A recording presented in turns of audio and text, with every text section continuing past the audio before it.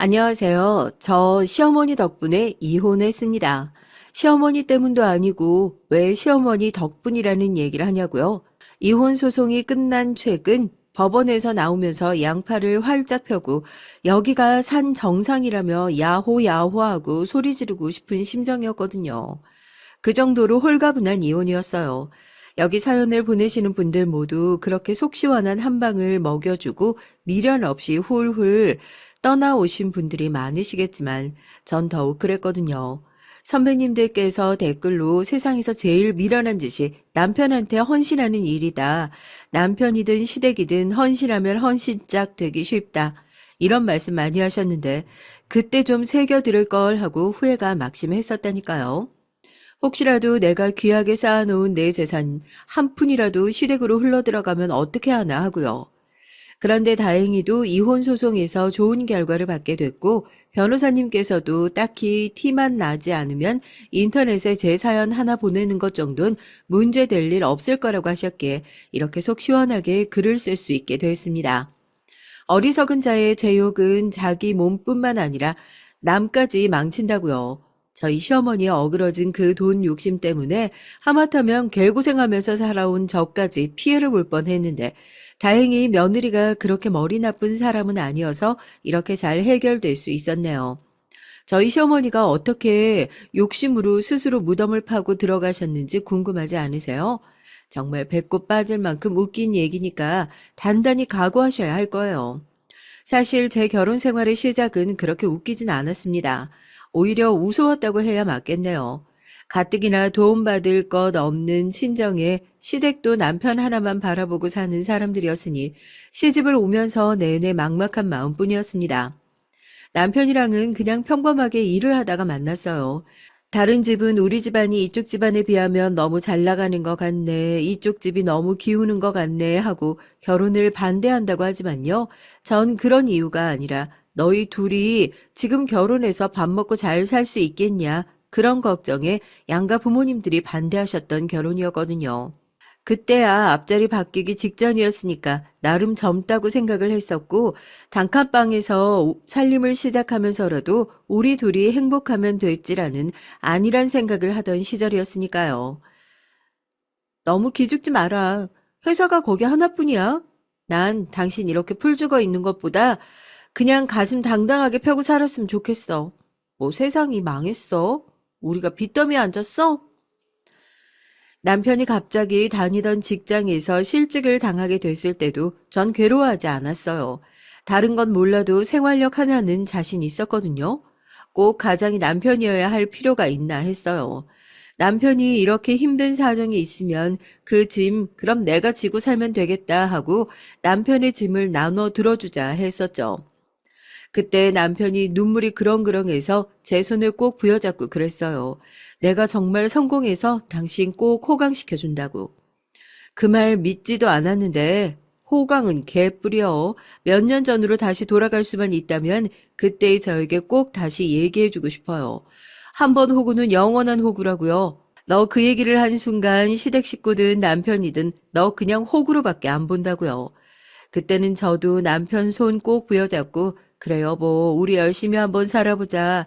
신혼 초에 불타는 의지로 뭐든 할 수 있을 것만 같은 그런 기분이었지만요. 그렇게 저희 집의 가장은 남편에서 저로 바뀌게 됐습니다. 제가요 어렸을 때부터 안 해본 아르바이트가 없어요. 뭐 머리가 엄청나게 좋아서 사무직 아르바이트를 많이 해본 건 아니었는데 몸 써서 정직하게 돈 버는 일에는 정말 자신 있었거든요. 친정도 그렇게 넉넉한 형편이 아니었으니까 저도 남들 가는 것처럼 대학은 가고 싶고 기본적인 공부는 좀 하고 싶어서 학비 미리 벌어둔다고 시작한 일을 중학교 때부터 했어요. 동네 식당에서 음식 서빙하면서 용돈 벌고 했었죠. 그때 테이블 박박 닦으면서 나도 나중에 이렇게 내 이름으로 된 식당 하나 차리면 참 좋겠다. 그런 생각을 했었는데 차라리 그렇게 식당 테이블 닦을 때가 좋았죠.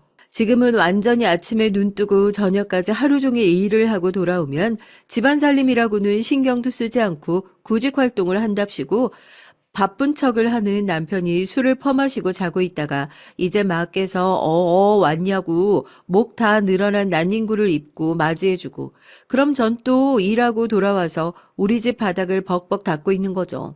정말 눈 뜰 때부터 눈 감을 때까지 일만 하는 기계가 된 것 같은 기분이었어요. 면접 보러 가기로 했던 건 어떻게 했어?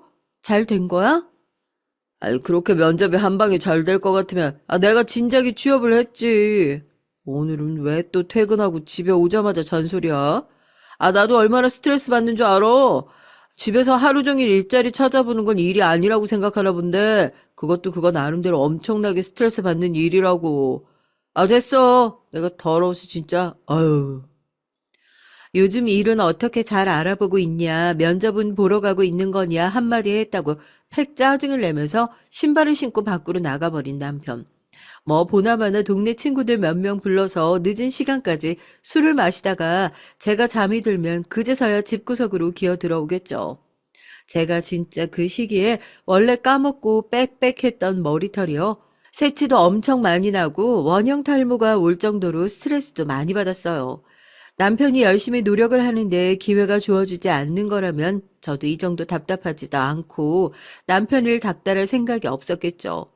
그런데 제가 본 남편은 집에서 백수 생활이 길어지면 길어질수록 점점 더 나태해지는 모습이었으니까요. 그냥 단순히 순간적으로 제 잔소리를 피하기 위해서 자기 이번 주에 뭐 면접 보러 간다, 또 다음 주에 면접이 몇 건 있다 얘기를 하는데 사실 저 알고 있었습니다. 남편은 그 회사들의 면접을 보러 간 적이 한 번도 없었다는 것을요. 정말로 불성실의 끝을 달리고 있었어요.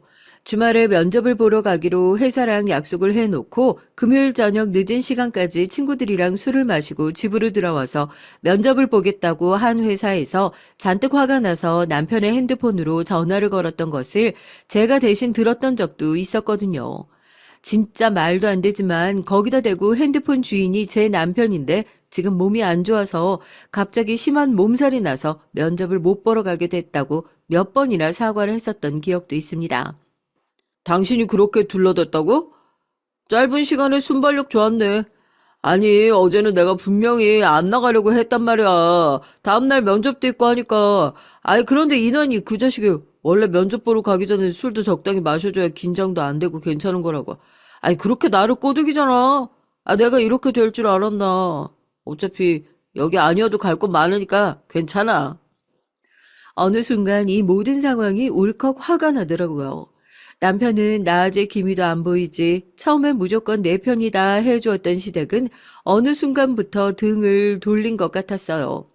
아무리 그래도 남편 그렇게 잡들이 하는 거 아니다. 남자는 원래 집에서 아무것도 못하고 손가락 빨고 있을 때도 기 세워줘야 다시 나가서 일할 힘을 얻는 거라는 저희 시어머니의 말도 안 되는 논리 때문이죠.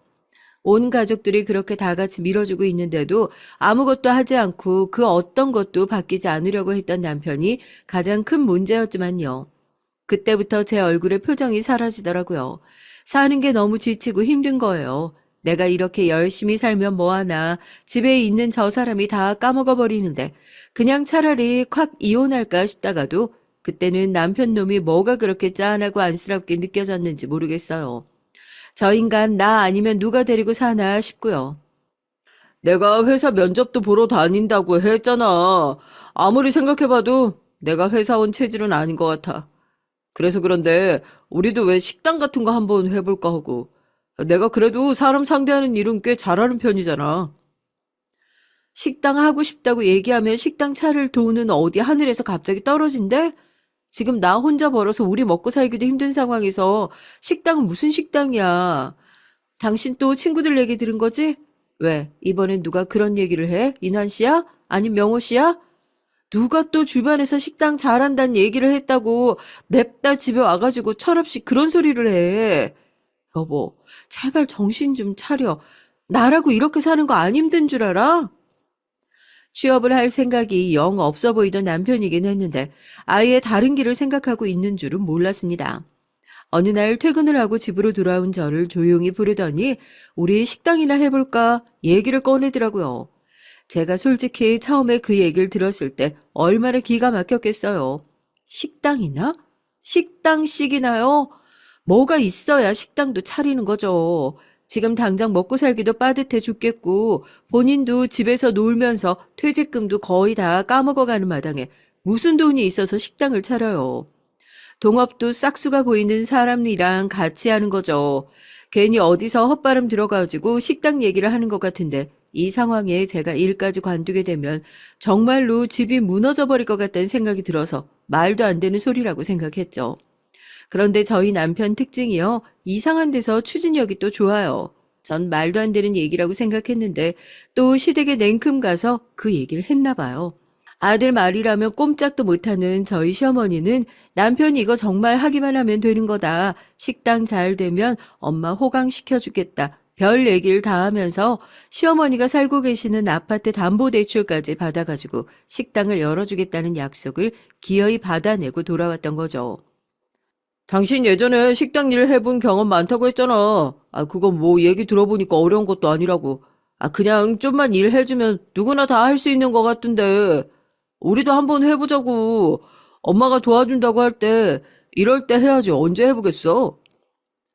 재정 상황이 좋지 않았던 저희 부부를 대신해서 시어머니 명의로 대출을 받아 가게를 얻게 됐습니다. 당연히 가게 명의는 어머님으로 해드렸죠.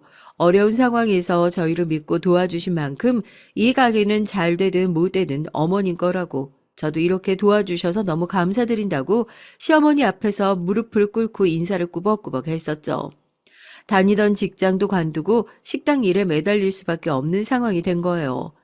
사람이요, 또 하려고 하면 어떻게든 하게 되어 있대요.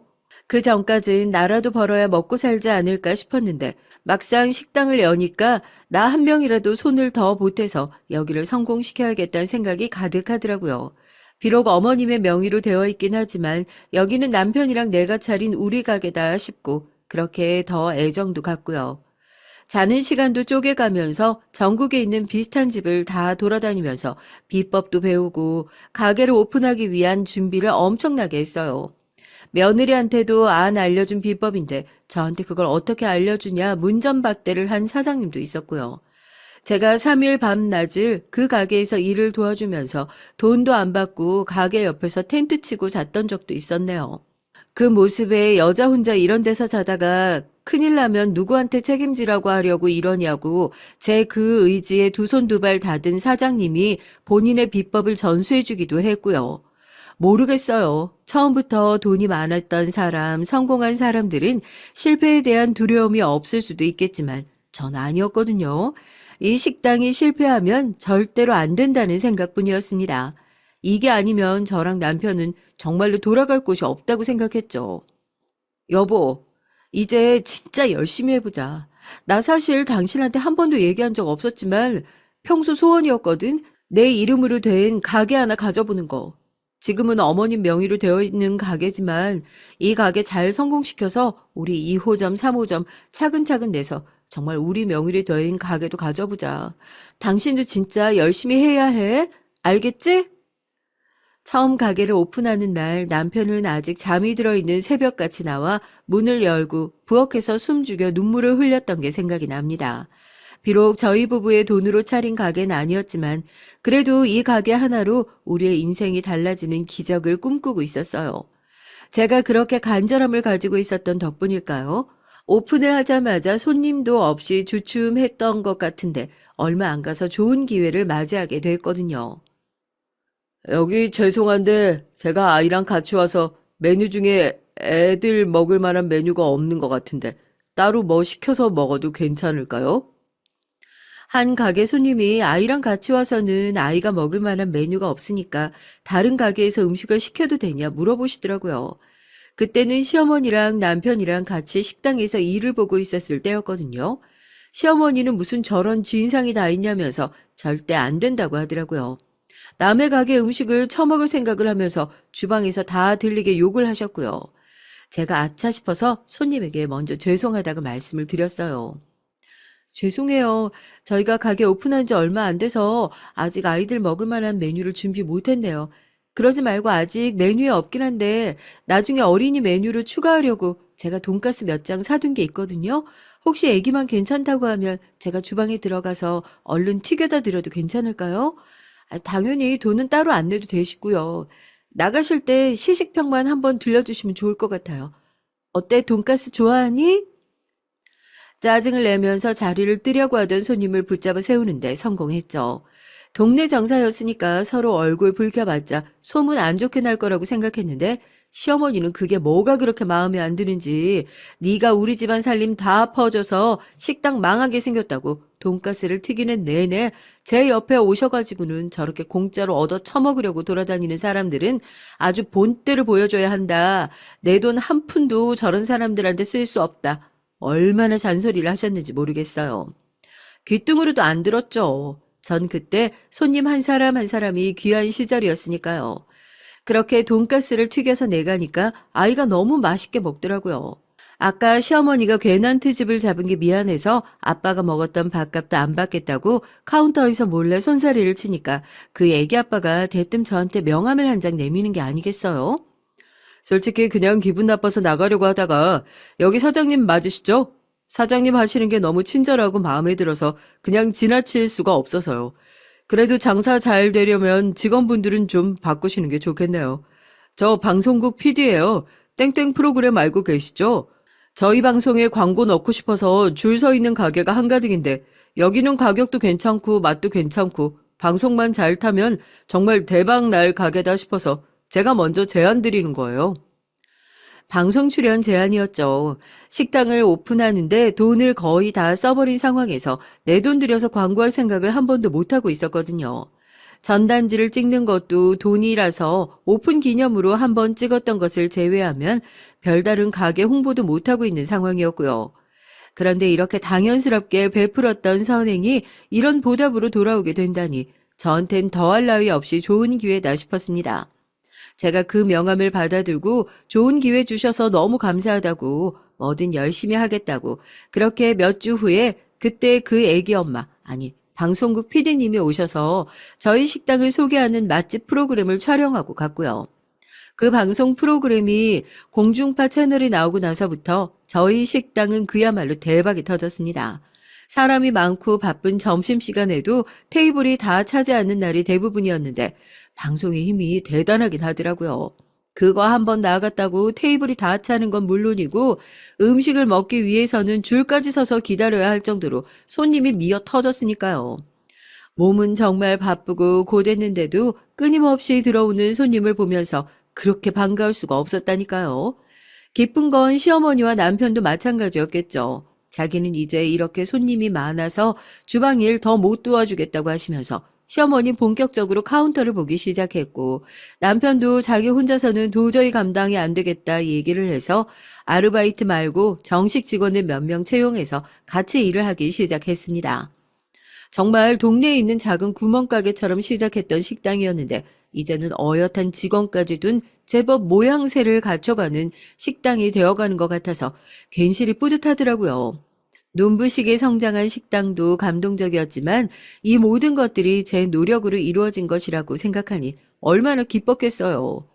그런데 그 뿌듯함을 가지고 있고 깊은 노력을 하고 있다고 생각한 건 저희 시댁에서 오로지 저뿐이었던 것 같습니다. 식당이 잘 되면 잘 될수록 시어머니와의 관계는 묘하게 틀어지는 것 같았으니까요.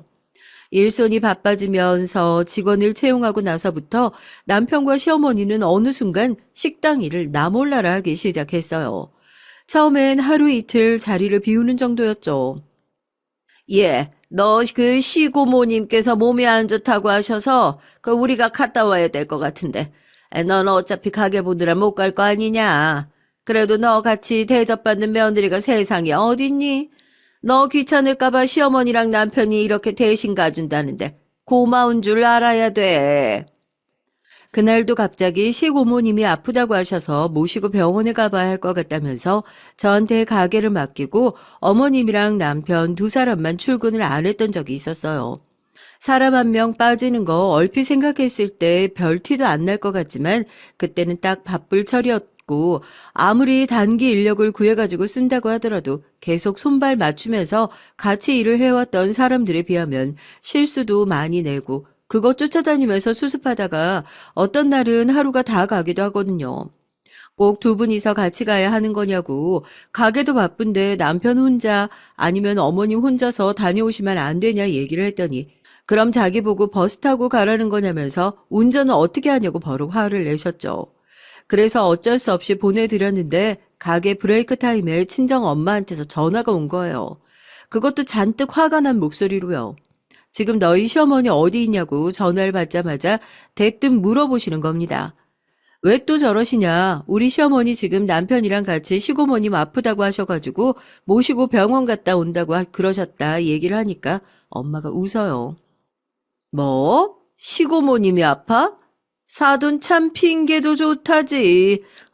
이제 일을 하기 싫으니까 별 거짓말을 다 하는구나 진짜. 내가 하도 기가 막혀가지고 나 오늘 백화점에서 판촉 행사 나갔다가 두 사람 봤다.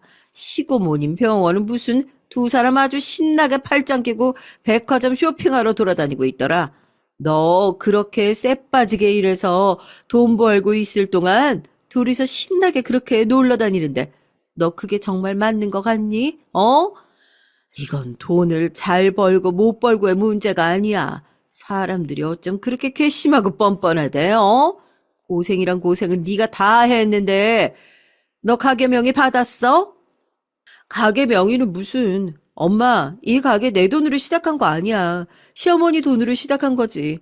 가게가 아무리 잘 됐어도 그건 바뀌지 않는 사실이라고. 그러니까 엄마도 어머님한테 함부로 가게 명의 돌려주라는 둥 그런 얘기 하지 마. 백화점에서 둘이 같이 쇼핑한 건 내가 나중에 물어볼게. 그래도 엄마, 최서방이랑 그렇게 못된 사람 아니야. 시고모님 병원 가기 전에 둘이서 잠깐 짬 내가지고 백화점 갔던 거겠지. 설마 나 빼놓고 놀러 다니고 내가 이 집에서 고생을 한 게 있는데 그럴 리가 있겠어? 저희 친정엄마가 뭐 특별한 직업이 있는 건 아니고 한 번씩 마트나 백화점에서 판촉 행사 같은 거 진행하면 아르바이트 개념으로 한 번씩 나가서 일을 하고 오시거든요. 백화점에서 일을 하고 계시는데 나란히 백화점을 돌아다니고 있는 시어머니와 철딱선이 없는 남편을 본 모양이에요. 아마 저한테 연락이 없었던 이유는 그 두 사람은 반대로 저희 엄마를 보지 못했기 때문인 것 같고요. 그때까지만 해도 시어머니랑 남편이 뺀질거리는 구석은 있어도 못된 사람들은 아니라고 찰떡같이 믿고 있었을 때였거든요. 아니나 다를까 귀가하신 두 분에게 저희 엄마가 두 분 백화점에서 보셨다는데 사실이냐, 시고모님 병문안 간다고 하지 않았냐 하니까 펄쩍 뛰면서 그러면 자기들이 거짓말치고 백화점 가서 쇼핑이라도 하고 온 거라고 생각하는 거냐고 절대 아니라고 발뺌을 하시더라고요. 예, 너는 너 일 시켜놓고 그렇게 아들이랑 쇼핑하러 다니는 생각 없는 시어머니로 보이냐? 사돈도 참 웃긴다. 그걸 봤으면 나한테 아는 척을 하면 되지. 너한테 일러 바치는 것도 아니고. 전화해서 왜 멀쩡하게 잘 살고 있는 집 이간질을 시킨다니? 막말로 그래, 내가 내 아들 데리고 백화점 가서 쇼핑 좀 한다고 쳐도 그게 그렇게 사돈 눈치 보면서 전전긍긍 해야 될 일이냐? 사는 게 좀 힘들면 나가서 스트레스도 풀 수도 있고 그런 거지. 내가 너 도와준 게 얼만데, 이런 말도 안 되는 것 가지고. 너 지금 나 꼬투리 잡니? 시집살이를 시켜. 너 그렇게 안 봤는데 식당 슬슬 잘 되기 시작하니까 돈 욕심이라도 나는 모양이다. 애가 눈에 욕심이 아주 드글드글 쪘네. 드글드글 쪘어. 방귀 낀 놈이 성낸다고 세상에 어떻게 그렇게 찰떡같이 잘 어울리는 속담을 조상님들은 지었나 모르겠어요. 별 얘기도 안 했는데 그냥 거기 다녀오신 거 맞냐 한마디 했는데 자기가 이 식당 차리는데 보태준 돈이 얼만 줄 아냐. 자기도 정말 큰 마음 먹고 대출까지 받아서 도와줬는데 며느리가 식당 잘 되고 나니까 이렇게 갑질을 하면서 자기 시어머니 쥐잡듯이 잡는 게 맞는 거라고 생각하냐 어쩌냐 잔소리를 하시는 거죠. 누가 들으면 제가 진짜 시집살이라도 하는 줄 알 것 같다니까요. 그때부터 시어머니와 갈등의 골이 점점 더 깊어졌던 것 같아요. 가족들이랑 원래 일을 같이 하는 것 자체가 쉬운 일이 아닐 거라고 예상은 했었지만 저희 시어머니 성격이 정말 보통이 아니시거든요. 제가 아까 말씀드렸죠. 방송국 PD님이요. 식사하고 계신 손님이 뻔히 들은 거 알면서도 주방에서 그렇게 대놓고 싫은 티 팍팍 내시는 분인데 손님이랑 부딪히는 일이 어디 그거 한 번뿐이었겠어요. 제가 이거 다 사람 상대하는 장사다. 괜히 손님들이랑 시비 붙고 저 사람들 밥 먹고 기분 상하게 해서 나가면 아무리 맛있는 밥을 식당에서 먹었다고 한들 밖에 나가서 사람들한테 여기 식당 내가 가본 중에 최악이다. 이렇게 얘기하고 다닐 수밖에 없다. 그러니까 제발 조심 좀 하셔라. 얘기를 하면 듣는 척도 안 해요. 손님이 왕이라는 생각을 버려야 한다나요?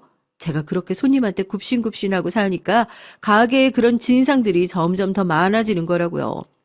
어머님이랑 싸우시는 손님들 보면 진상도 아니에요. 그냥 정당한 요구를 했는데 본인이 기분 나빠서 들어주지 않고 그냥 팩 성질을 내시는 거죠. 차라리 그렇게 생각 없이 쇼핑을 다니셔도 좋으니까 괜히 가게 나와서 사람들이랑 트러블 만들지 말고 다니지 않았으면 좋겠다 생각을 할 정도였다니까요. 제가 가게를 오픈했다는 소식을 듣고 나니까 제 오래된 친구들도 종종 가게에 일부러 들러서 음식을 팔아준다고 매출을 올려준다고 밥을 먹고 갔었거든요. 친구들 중에서 제가 대접을 하겠다고 오늘은 계산하지 말라고 그냥 가라고 얘기를 하더라도 정작 그렇게 돈 안 내고 갔던 친구는 단 한 명도 없었어요. 그런데 이 친구들 문제 가지고도 시어머니랑 크게 한번 부딪혔던 적이 있었거든요. 그래, 오늘 온다고? 너 결혼식 청첩장 주는 모양인데 분위기 좋은 레스토랑에서 안 하고 이런 식당에서 해도 정말 괜찮은 거야? 나야 너무 고맙지. 그러면 내가 최대한 시끄럽지 않은 자리로 미리 예약 잡아놓을게.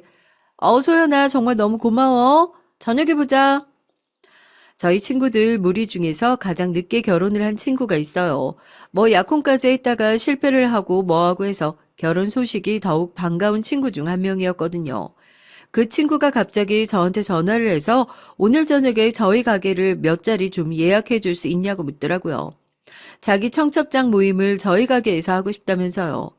이렇게까지 저를 먼저 나서서 챙겨주려는 친구들한테 고맙기도 했었는데 시어머니 눈에는 제 친구들이 뭐 단체로 와서 식당에서 무전 취식이라도 하려는 사람처럼 보였나 봅니다. 나도 잠깐 가게를 빼고 갈 수 있었으면 좋을 텐데 하필이면 이날에 단체 예약도 들어와 있고 사실 아직 너희들한테만 얘기하는 건데 우리 조금 있으면 체인점 계약도 하게 될 것 같거든. 그것 때문에 정신이 없어. 너무 미안해. 대신에 오늘 밥은 내가 살 테니까 편하게 먹어. 이건 축의금이랑 별개다 너. 다른 건 몰라도 의리 하나는 확실한 거 알지? 그렇게 저희 식당에 온 친구들에게 저도 좋은 소식을 전하면서 기분 좋게 오늘 먹은 밥은 내가 계산할 테니 돈 생각하지 말고 편하게 먹어라 먼저 얘기를 했어요. 정말이지 친구들한테 돈을 받을 생각은 없었으니까요. 그런데 일이 있어서 일찌감치 집에 들어가 보신다던 시어머니가 다시 가게에 와서는 저희 테이블을 한참을 기웃거리더니 메뉴판이랑 빌지를 가지고 저희 쪽으로 오신 게 아니겠어요? 무슨 일인가 했는데 대뜸 그러시는 거예요. 중간정산 한번 하자고요. 어머님, 무슨 중간정산이에요? 제 손님이잖아요. 제가 알아서 계산 받을게요. 어머, 예, 아무리 네 친구들이라도 그래도 그렇지. 그렇게 많이 먹어놓고 무슨 중간정산도 없이 그냥 가려고 그래? 너무 기분 나쁘게 생각하지 말아요. 원래 식당에서 이 정도 먹으면 다 하는 게 중간 계산이니까. 그래서 결제할 사람이 누구예요? 우리 각각 결제도 되니까. 괜히 제가 사겠다는 얘기를 꺼내면 시어머니가 또 그거 가지고 꼬투리를 잡아서 한 소리를 할까봐 귀찮을 일 생기지 않았으면 좋겠다 싶어 입 다물고 가만히 있었던 거였는데 정말이지 친구들한테 손을 내밀면서 기분 나쁘게 계산을 요구하는 시어머니 때문에 분위기가 완전히 망해버리고 말았죠. 제가 그런 시어머니의 등을 떠밀면서 오늘 제가 친구들한테 신세진 게 있어서 제가 계산하기로 했다. 왜 어머님 손님 오실 땐 한 번도 안 그러시다가 제 친구들 오니까 제 친구들이 무슨 계산도 안 하고 도망갈 것 같은 사람처럼 그렇게 와서 의심을 하시냐 화를 냈죠.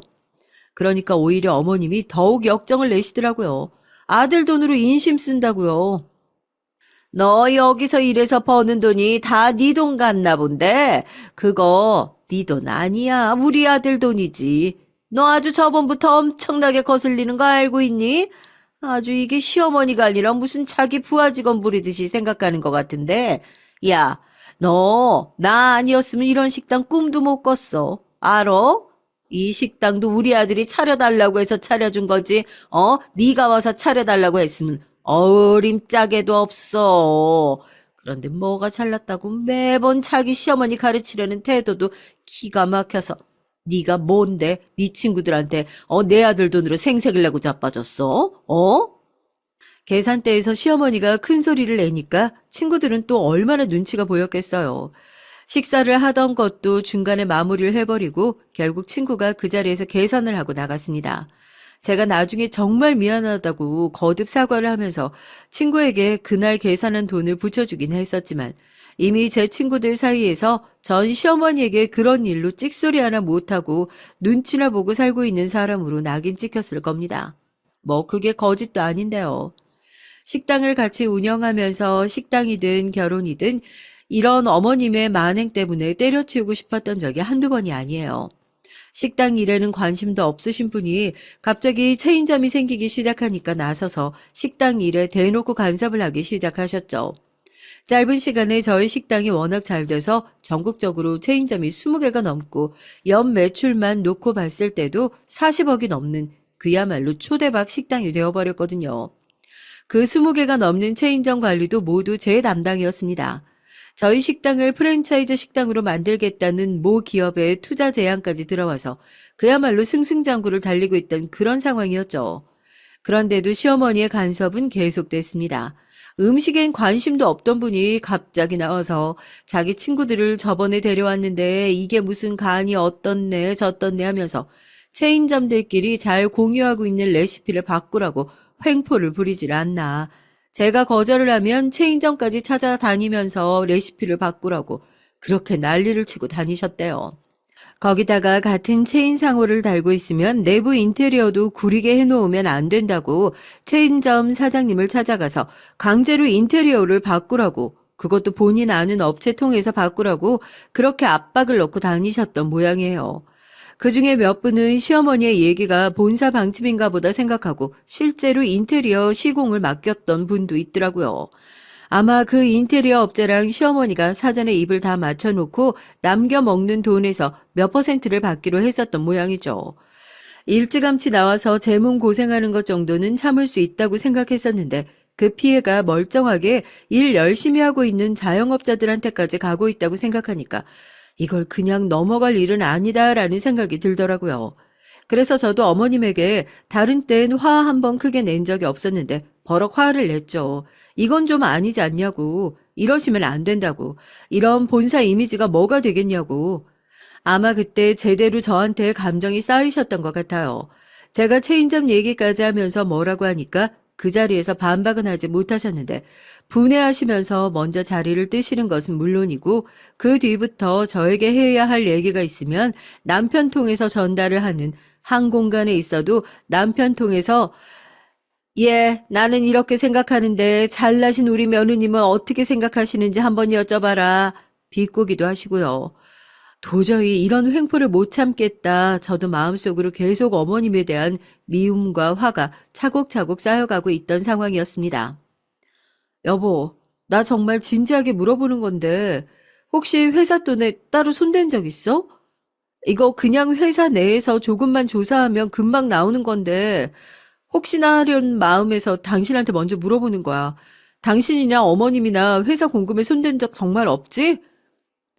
네가 아무리 잘 나가도 우리 가족을 그렇게 함부로 무시하면 안 되지. 이렇게 번듯한 회사 차려놨다고 해서 이게 다 네 고생만 가지고 이루어진 것 같아? 아무리 그래도 아직 본점은 우리 엄마 명의고 넌 그냥 무늬만 사장인 거야. 나도 이 회사 이사야. 설령 내가 회사 돈을 뭐 좀 쓴다고 해도 그게 그렇게 크게 문제가 될 거야? 식당이 커지면서 가맹점 관리를 위해 사무실을 얻어 전 식당 일 대신에 본사에 나가서 매출 관리 등을 하기 시작했고요. 그러면서 본점에 있는 가장 큰 문제를 발견하게 됐습니다. 식당을 오픈 이후로 계속해서 매출이 조금씩 구멍이 나고 있는 걸 발견했거든요. 적게 벌 때는 적게 번 만큼 많이 벌게 되니까 그 구멍도 점점 커지게 됐고 그러다 제 눈에 딱 들어오게 된 거였죠. 이건 아무리 봐도 시어머니나 남편이 회사 돈에 손을 대고 있는 게 분명해서 남편을 먼저 불러서 물었더니 자기는 딱 잘라서 아니랍니다. 야, 네가 지금 제정신이야? 네가 뭔데 우리 집 식구들 도둑으로 몰아? 어? 이게 아주 세상이 네 것 같고 그러냐? 시건방을 떨어도 적당히 떨어야지. 이게 어디 시댁 무서운 줄 모르고 이렇게 함부로 주둥이를 놀려? 어? 남편과 제 선에서 조용히 끝낼 수 있는 문제였는데 남편은 기어이 이를 키우고 말았어요. 제가 얘기를 한 내용을 그대로 자기 엄마한테 가서 전달을 했던 모양입니다. 나중에 알게 됐지만 제가 얘기한 대로 매출과 관련된 문제는 회사에서 조금만 나서서 조사를 하면 금방 들킬 문제였으니까요. 어떻게든 빨리 제가 알아차리기 전에 이 문제를 수습하려고 두 사람이서 머리를 맞대다가 안 될 것 같으니까 절 찍어 눌러서라도 어떻게 해보려고 했던 모양이에요. 시어머니는 제가 사무실에서 일을 하고 있는 도중에 다짜고짜 저를 찾아오셔서는 사무실에서 고래고래 소리를 지르고 난리도 아니었죠. 혹시라도 누가 볼까 싶어 얼른 블라인드를 쳐놓고 지금 이게 뭐 하시는 짓이냐고 물어보니까 그러대요. 이혼하라고요. 더럽게 안 맞는 남편, 뻔뻔한 시댁. 살면서 제가 이혼 생각을 왜 안 해봤겠어요. 골백 번도 더 상상해본 장면이었죠.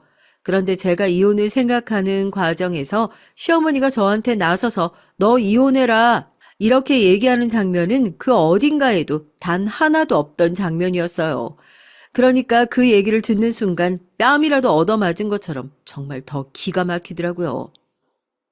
지금 뭐라고 하셨어요? 이혼이요? 아니, 그건 제가 꺼내야 될 얘기 아니에요? 이미 우리 아들이랑 다 얘기 끝내고 오는 길이다. 걔도 아주 돈돈거리는 너랑 사는 게 이제 지긋지긋하대. 내가 널 보면서 얼마나 뻔뻔한 줄 알아? 쥐뿔 아무것도 없는 애 데려다가 돈 빌려주고 장사시켜주니까 그거 장사 좀 잘 되니까 다 네 것 같고 시댁도 막 네 손아귀에 넣고 주무르고 싶고 그러냐? 예, 꿈 깨라. 그 식당 네 명이야. 이제 너 같은 거 필요 없으니까 당장 이혼 서류에 도장 찍고 하루라도 빨리 정리해서 나가. 알겠니? 남편한테 전화를 걸었어요. 시어머니랑 이미 얘기가 됐다고 하더니 사실인가 보더라고요. 제 전화를 받자마자 이제 저랑은 더 이상 할 말이 없다나요? 뭐 더 하고 싶은 얘기가 있으면 자기가 선임한 변호사가 있으니까 그 변호사 통해서 얘기를 하라고요. 이건 뭐 2인조 사기꾼에게 제대로 사기를 당한 것 같은 기분이 들대요. 처음엔 식당을 뺏길까봐 전전긍긍 했었던 게 아니라요. 그냥 제 결혼 생활이 사기를 당한 것 같아서요. 그게 너무 억울하더라고요. 너무 화가 나서 제 사무실에 있던 쓰레기통을 집어들고 시어머니 앞에 섰습니다. 머리부터 쓰레기를 확 부어줄까 하다가 바닥에 쓰레기를 탈탈 털고 빈 쓰레기통을 시어머니께 집어 던졌죠. 어머님은 소리를 지르면서 얘가 드디어 미쳤나 보다고 시어머니한테 버르장머리 없이 이게 뭐 하는 짓이냐고 소리를 지르셨는데 제가 그랬어요. 필요하신 것 같아서 그랬다고요. 어머님, 죄송한데요. 이혼은 어머님이 그렇게 호들갑 떨면서 회사로 안 찾아오셔도 제가 먼저 하겠다고 말씀드리려고 했었어요. 제가 다른 사람이랑은 다 살 부대끼며 살아도 물건 훔쳐놓고 안 훔쳤다고 뻔뻔하게 거짓말하고 연기하는 도둑들이랑은 한 지붕 아래서 이불 덮고 못 살거든요. 아무래도 쓰레기들한테는 쓰레기통이 제일 잘 어울리지 않겠어요? 그래서 드리는 거니까 그거 잘 가져가셔서 어머님 그렇게 사랑하시는 아들이랑 둘이 쓰세요. 너무 좁다 싶으면 연락하시고요.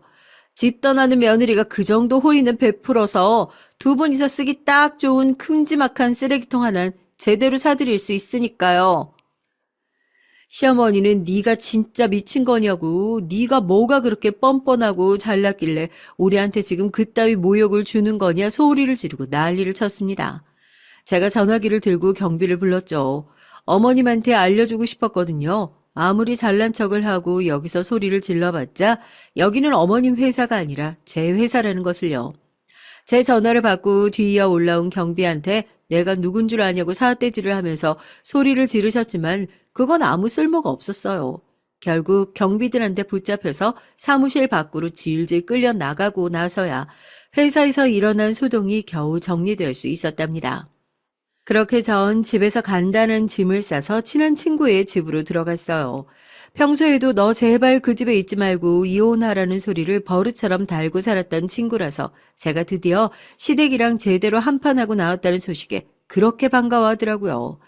그동안 있었던 일을 얘기하면서 저희 쪽에서도 급하게 변호사를 선임하고 어떤 식으로 이 미친 시댁에게 제대로 복수를 할 수 있을지 연구를 했답니다. 본점의 명의가 시어머니로 되어 있어서 혹시라도 개고생을 하고 아무것도 돌려받지 못할까봐 전전긍긍하고 있었는데요. 생각보다 답이 너무 간단하게 나오더라고요. 우리나라 법이 그렇게 허술하지가 않던데요. 고생한 사람한테 정당한 몫이 돌아갈 수 있게끔 잘 차려진 밥상에 저는 딱 숟가락만 얹었습니다. 다음날 미친 듯이 울리는 핸드폰 소리에 전 잠에서 깼어요. 발신자는 아니나 다를까 시어머니였고요. 회사에 휴가까지 내고 저도 이혼을 하기 위한 서류를 좀 정리해볼까 했었는데 이렇게 빨리 입질이 올 줄 누가 알았겠어요. 너 미쳤어? 아, 이게 다 뭐야? 내가 내 건물에서 장사하겠다는데 갑자기 가게 이름을 쓰지 말라니. 이건 무슨 통보냔 말이야? 어머님 맞죠? 그 건물은 어머님께 맞는데요. 그 가게는 엄연히 제 거거든요. 상표 등록부터 체인점 관리까지 모든 걸 다 하는 사람이 저였던 건 알고 계세요? 하긴 회사 일엔 전혀 관심이 없고 아들이랑 둘이서 어떻게 하면 회사 돈 좀 빼돌릴 수 있을까 그쪽에만 머리 굴리고 있었으니까 이런 일은 알 턱이 없으셨겠죠. 이제 어머님 위치 아시겠어요? 어머님은 그냥 그 건물만 가지고 있는 사람이 된 거예요. 그 대출금도 제가 다 갚아드렸으니까 이제 그 건물 어머님 건데 안 좋으세요?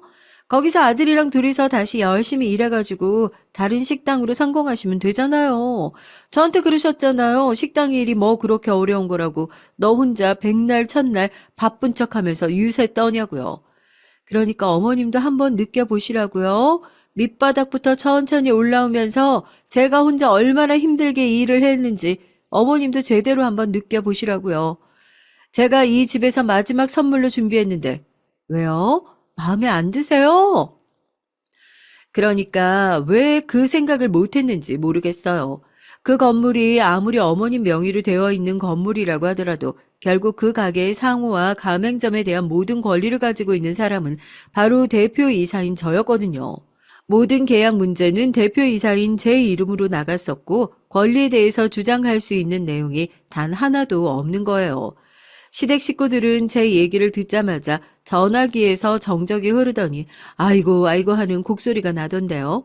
그제서야 깨달았겠죠. 자기들이 발로 냅다 걷어차서 내보낸 게 늘상 자기를 깔보는 것 같은 며느리가 아니라 정말 매일같이 꾸준히 가게 일 열심히 해서 가게 키워놓은 진짜 주인이라는 것을요. 황금알을 낳는 거위의 배를 가른 어리석은 사람들이 바로 저희 시댁 식구들 같은 사람들이었던 거죠. 그러니까요. 차라리 말도 안 되는 욕심을 안 내셨으면 저희 둘이 이렇게 얼굴 붉힐 일도 없었을 텐데요.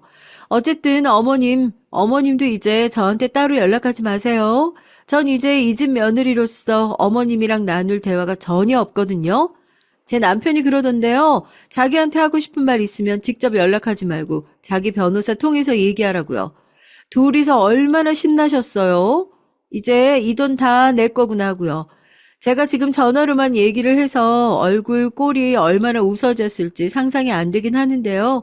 앞으로도 이렇게 영영 볼 일 없으면 싶네요. 사는 동안 잔병치레 많이 하시면서 사는 건 아주 오래오래 길게 사세요. 아시겠어요? 그리고 전화를 냅다 끊어버렸습니다. 옆에서 제 통화를 듣고 있던 친구도 전화가 끊어지자마자 배꼽을 잡고 웃더라고요. 이 사람들 진짜 멍청한 거 아니냐고. 아마 이 멍청한 인간들은 누군가 어디서 한 얘기를 주워 듣고 덤벼들었던 게 분명합니다. 뭐 말로는 대단한 사업가라고 하는 남편의 동생 친구한테 술을 마시면서 들었겠죠. 그거 본점이 네 어머님 명의로 되어 있지 않냐. 본점 주인이 가게 주인이지 무슨 소리를 하는 거냐. 시어머니가 저에게 따지고 물었던 내용도 다 그런 것들이었으니까요. 전화를 끊고 시어머니와 남편에게 나란히 문자도 한 통 보내줬습니다. 이번 주 내로 가게 간판 바꾸고 이름 쓰는 거 내리지 않으면 회사 쪽에서 내용 증명 보내고 법적인 처벌하겠다고요. 남편한테 미친 듯이 연락이 왔죠. 문자가 얼마나 가관이었는 줄 아세요? 처음엔 막 화를 내다가 그 다음엔 애걸복걸 자기랑 자기 엄마가 이 식당 아니면 할 수 있는 것도 없고 갈 데도 없다. 그러더니 뭐 변호사랑 얘기를 했는지 이혼 소송하면 당신도 어쩔 수 없이 그 돈 나한테 다 물어주게 되어 있다. 협박까지 하는데 실시간으로 문자 내용 저희 쪽 변호사랑 공유하면서 이혼 소송도 차근히 준비하고 있었습니다. 에? 아, 왜 재산 분할이 안 된다는 거예요? 아, 이건 말도 안 되잖아요. 엄마, 아, 이게 다 뭐냐고. 엄마가 분명히 이혼만 하면 돈도 우리가 다 가질 수 있고, 가게도 우리 이름으로 다 가져올 수 있다고 그렇게 말했잖아. 아, 이게 지금 뭐냐고. 빈털털이 돼서 우리 아주 길바닥에 나앉게 생겼는데. 예, 입은 삐뚤어져서도 말은 똑바로 하라고. 그게 어디 나 때문이니? 네가 어디서 그 동네 술친구한테 주워듣고 와가지고는 떼돈 벌 수 있는 방법이 있다고 나한테 신나서 얘기한 건 생각도 안 하고 이제 일이 못 되니까 아주 다 지 엄마 탓을 하려고. 이거 어쩔 거야? 나 벌써 우리 건물 담보로 다른 대출까지 받아놓은 상태인데 이거 당장 해결 못하면 우리 어떻게 할 거냐고. 결과는 아주 보기 좋게 참패였어요. 우리나라 뭐 가사법이 그렇게 만만한 줄 아세요? 결혼 생활을 한 지도 그렇게 길지도 않고, 물론 이 식당은 결혼 이후에 만들어 놓은 결과물이긴 하지만, 이 결과물을 만든 게 초창기의 도움을 빼고는 아무런 시댁의 도움을 받지 않았다는 것을 입증해서 재판에서도 손쉽게 이길 수 있었습니다. 더군다나 일을 하면서 처음 시어머니한테 빌렸던 돈을 갚기 위해서 대출금을 제 이름으로 완납한 것은 물론이고 그 건물 하나를 다시 고스란히 시어머니의 명의로 돌려준 것을 법정에서 밝히고 나니까 이 외에 대해 어떤 재산 분할이 필요해서 이러는 거냐 판사님이 도리어 어이없어 하더라고요. 오히려 지금 제 쪽에서 위자료를 청구해야 하는 상황이 맞는 거 아니냐고요.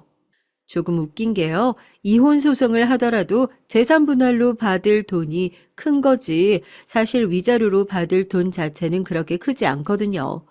그런 푼돈 가지고 시댁 식구들이랑 다시 얽히는 일은 만들고 싶지 않아서 뭐 민사까지 가는 그런 추접한 일은 하지 않았습니다. 그래도 가맹점 간판 내려가는 건 실시간으로 지켜보는 중이에요.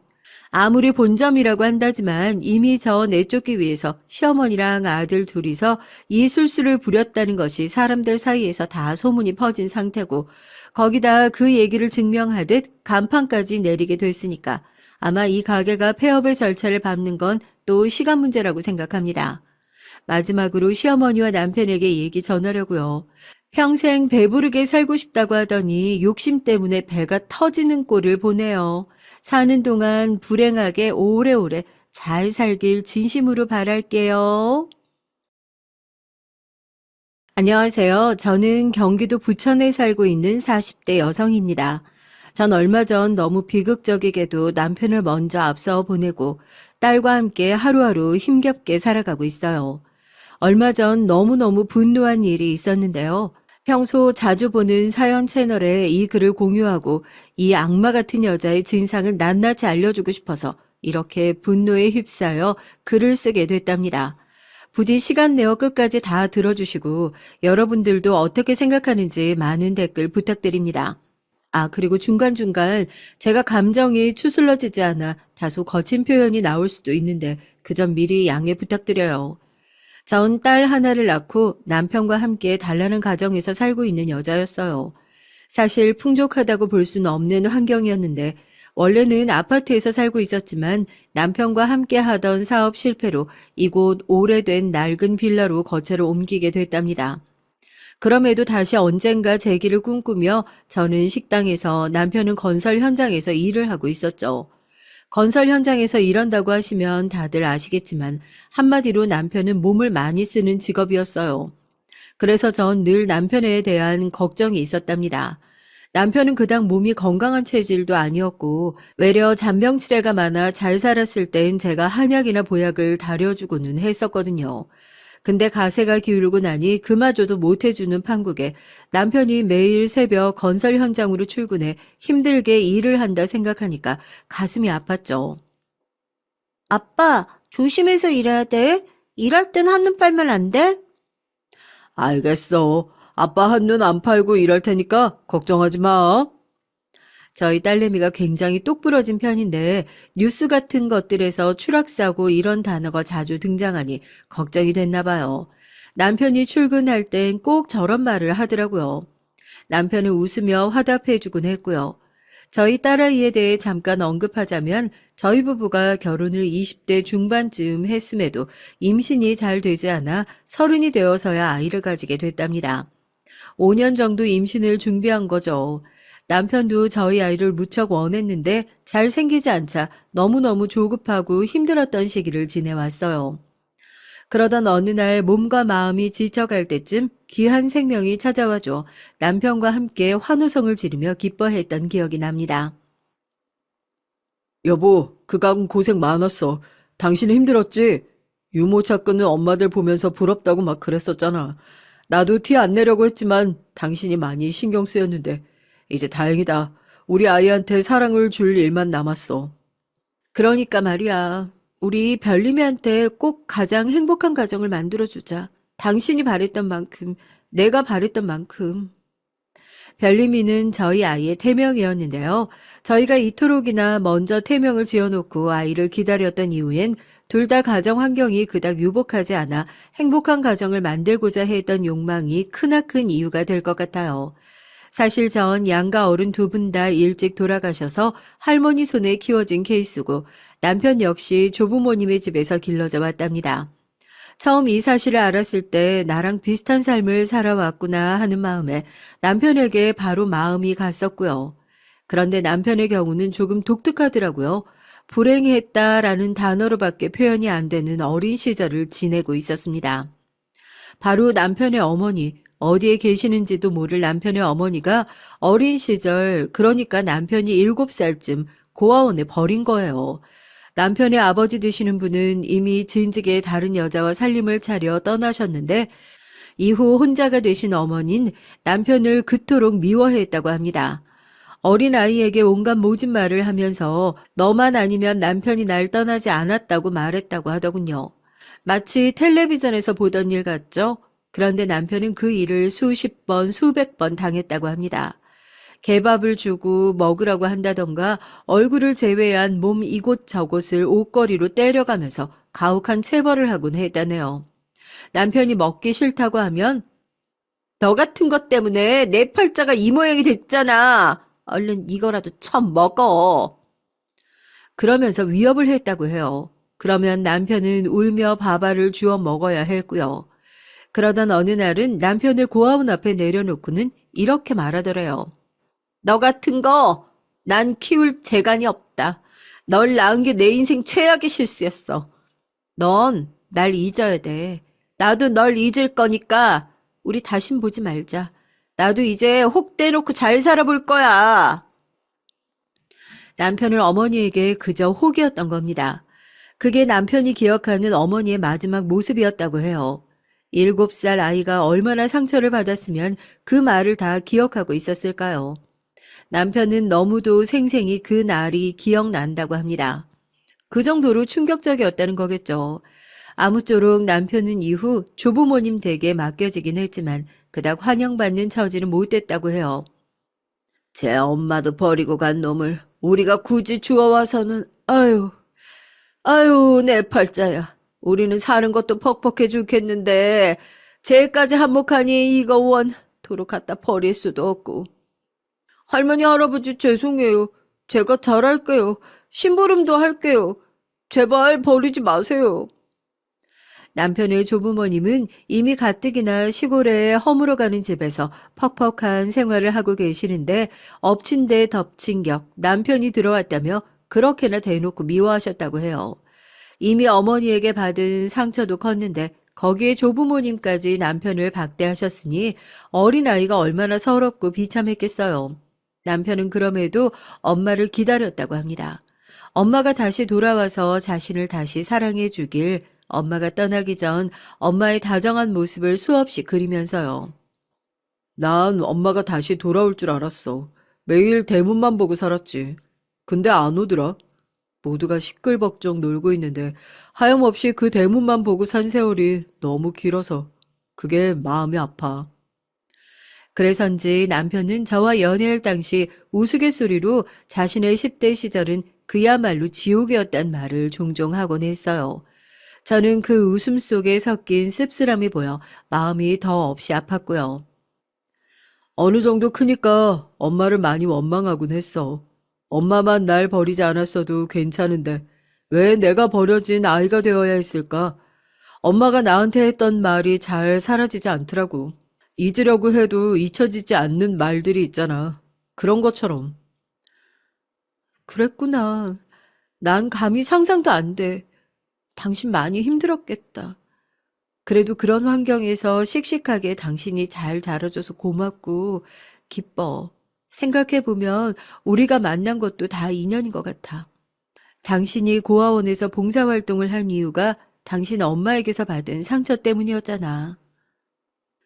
왜 아이들에겐 부모가 거울이고 또 어른의 말이 굉장한 영향을 미치곤 하잖아요. 저 역시 그랬는데 남편에겐 제대로 된 어른도 없었고 양육자도 사실상 방치에 가까운 보육을 했으니 남편은 불행이란 지옥 속에 살았던 것 같아요. 그 후 남편은 도망치듯 조부모님 집을 뛰쳐나와 고등학교도 검정고시로 치르고 곧바로 일을 시작했고 그러다 고아원에서 저를 만나게 된 것이었어요. 전 한눈에 알아봤습니다. 남편이 어떤 사람인지를요. 우직하고 듬직한 외형의 사람이었지만 속은 여린 사람이라는 것을요. 남편은 아이들 중에서도 상처를 많이 받은 아이들, 내성적이고 말을 잘 못하는 아이들을 곧잘 알아보곤 따뜻하게 대해주더라고요.